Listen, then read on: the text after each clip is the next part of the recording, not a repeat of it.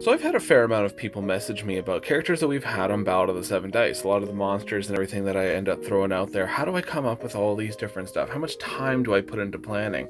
Well, the thing is, when it comes to monster abilities and different kind of monsters, I don't really put a lot into planning. Actually, I'd say most of the monster stuff that I use is come up with on the fly. I think what seems cool, and then I just kind of make it up as I'm going along.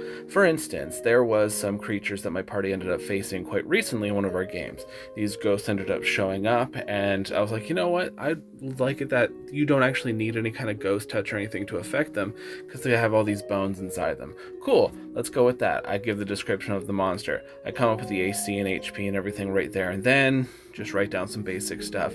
Then I start coming up with abilities like, what if when they touched you, they were like ripping the HP from you? It's like just an energy drain, classic.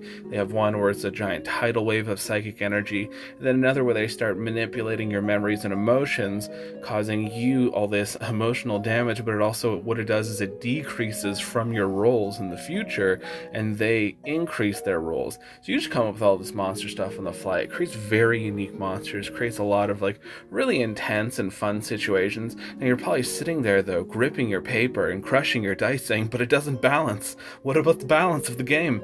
These games I don't feel balanced very often, and that's fine. I think as long as everybody's having a great time, you don't make anything too OP, and honestly, you should be cheering for the players. You, as the dungeon master, should be cheering for your players the entire time. You should want them to succeed. You should want them to have a good time, but make them fight for it in these kind of battles and stuff like that. Oh, how do I come up with all these monsters and everything? It's just all on the fly, and it's a lot more fun that way. I do use monsters from books, though, sometimes. Don't worry.